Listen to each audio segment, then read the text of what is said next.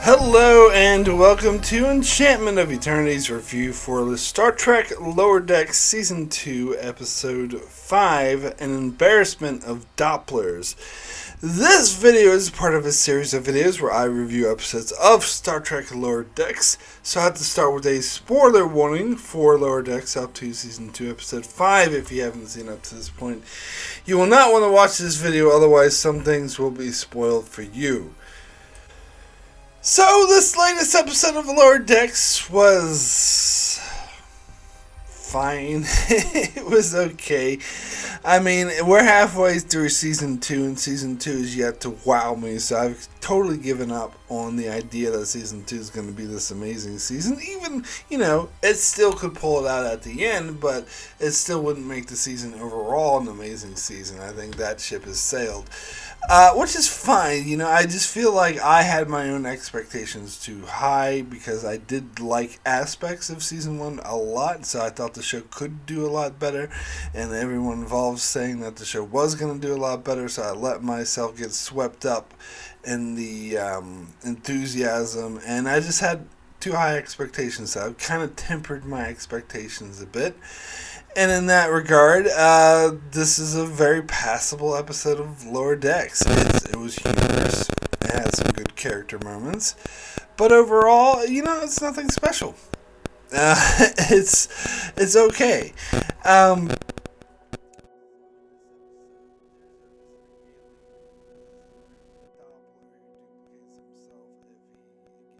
Really upset, so the senior staff are having to walk on eggshells around him, which was a pretty funny scene. I did like it, how he dropped his fork on the ground, so they were freaked out about it, but then Ransom just threw his fork on the ground. They just laughed about it, and it was interesting. It showed how the crew could pull together and act really professional to try to get rid of a situation. But then we had a sitcom moment where Freeman was talking to an admiral or something at the station about, oh God, I can't wait till he gets off the ship. It's so, I hate having him there. And of course he's standing right behind her and everyone's like, oh, Captain. That's really classic sitcom moment, but not in a too terrible way. Nothing for me to get upset about or think it's terrible, but more of, yeah, it's just being a typical sitcom. But of course, the Doppler hears this and freaks out and starts duplicating, and then he's embarrassed that he duplicates, so he just keeps duplicating until he takes over the whole ship, which I think is a bit ridiculous. First of all, I think the practicality of this species doesn't really make much sense, because if they live on a planet and they all have this ability to constantly multiply themselves by hundreds just for getting embarrassed, it seems like that wouldn't work in practical terms on the planet. It seems like that planet would be overrun pretty fast, and their resources would be consumed pretty quickly. So, I mean, it makes for a funny episode, but in terms of practicality, doesn't really work. It kind of reminds me of Tribbles, but Tribbles actually do work in terms of practicality, as at least imagined by the original series. We don't talk about that short trek nonsense bullshit, but as imagined by the original series, the original episode, the Tribbles lived on a planet with lots of predators, and so they were constantly being consumed, so their natural defense was to multiply. And so the only reason why they became overrunning and multiplying like crazy is because they were taking outside of their natural environment where their population is tempered by predators. So that that actually makes a lot of sense from an ecological perspective, whereas these Dopplers do not. It really doesn't seem practical in terms of practicality. Also, the solution to the problem is apparently to piss them off, and if you piss them off, they start getting, unmultiplying, and they start merging back together. Which, how come they didn't know this? at least the dude would know it himself. Like, why wouldn't he at least tell them? Wouldn't Starfleet do like any kind, like at least minuscule kind of research to find this out? It seems like this should be common knowledge about this species. So yeah, the solution to the problem was also unrealistic. So in terms of practicality, this plot makes no sense whatsoever. But in terms of, having you just kind of have to suspend disbelief and just go with it, which, as I said, this show is slowly starting to lose any sort of credibility in my eyes. So, whatever. Just go with it and look at the funny guy duplicating himself. It's okay. Like, I do like how, it is kind of funny how he tried to pretty much taking over the whole ship, and then they had this other subplot with Tyger and Rutherford. Now, I'm at first opposed to having a subplot with these two because that's something the show has done too much, and I was hoping they'd steer away from. But this one was fairly unoffensive in my eyes because they barely appeared in it, and they only appeared from time to time, and they addressed that Rutherford's memory loss, something which they mentioned from time to time, but I don't feel like they fully addressed it that much, and they sort of addressed it a bit more and how it was mainly bothering him that he has these memories that he can't access, and then Tendi makes him feel better about it and saying that no, you're a better person now, and that was the solution to the problem. So I did enjoy that. It was also fun seeing them do like a model of the Cerritos that was actually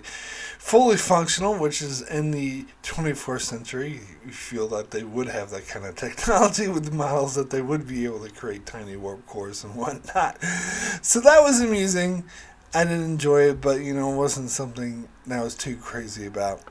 Now, getting into the plot with Mariner and Boimler, this kind of annoyed me a bit because it's all about this elite party that they're trying to get into, and this does seem like something that should be beyond Starfleet and beyond the Federation, that they should be beyond. Like, the whole point of this perfect future is that they're not exclusionists.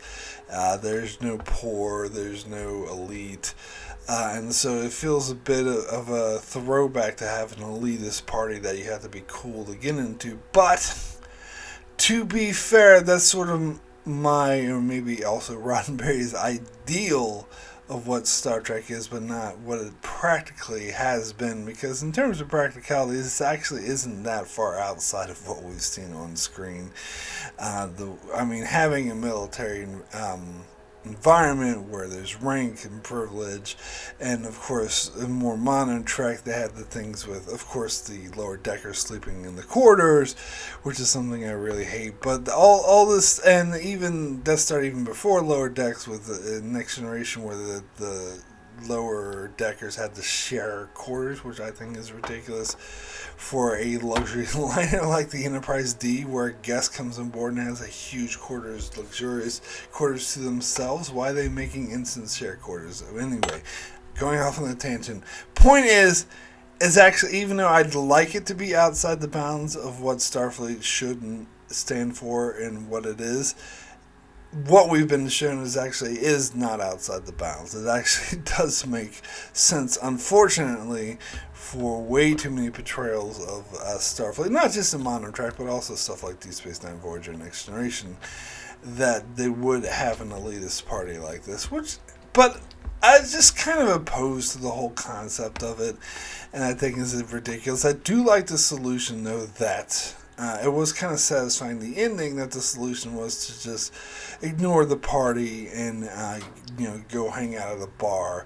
The fact that Kirk and Spock drank there is like, yeah, that's a bit ridiculous, but whatever. I like the fact that Boimler and Mariner found solace just hanging out with each other and their friendship. So I thought it was a nice way to conclude that storyline. And I like how Freeman, they all got kicked out of the party too, so they all hung out with them as well, and have seeing Mariner like reach out to her mother and like, just hanging out. That was a good moment.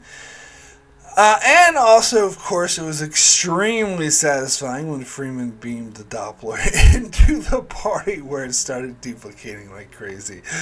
To sort of a big F you to them for not liking them then. That was extremely satisfying. But, yeah, the whole concept of Starfleet having an elitist party like that, it was a little off to me. I don't know. But again, I guess in the show Lower Decks, it's kind of reinforced that there is this sort of elitist attitude with higher ranked people and also higher, better ships or whatever. Again, I don't know. It's in line with the show, but I don't really like that look on Starfleet, if I should say. But yeah, and then we also had that crazy shit with Mariner and Boimler like running away from the security. That was fun. It was kind of typical of the show, nothing too crazy. There was a lot of Easter eggs. I'd have to get through the scene again, but I remember like they almost ran over Morn, and of course, Mariner. We've seen Quarks mentioned shown in the background several times now. Once on Picard and once here, and now Mariner actually points it out. Oh, that turned into a Quarks. And I think we actually saw Quarks because they were playing Dabo when the Jeep came in and ran it over. And one of the people who were pedestrians that are in the way that Mariner almost ran over, it looked like Morn. But it probably could have just been someone from his species.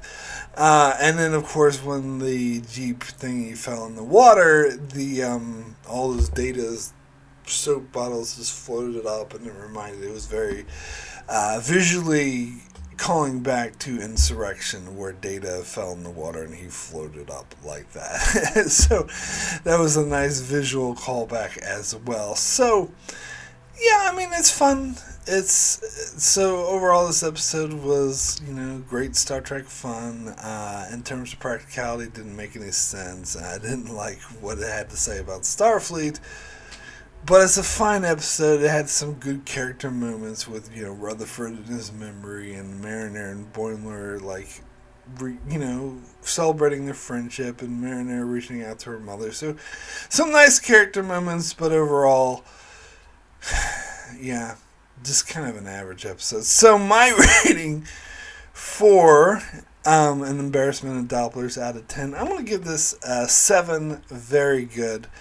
I think it's definitely better than last week's episode, which was a lot more average and cliche and typical, and nowhere near as offensive as episode 3.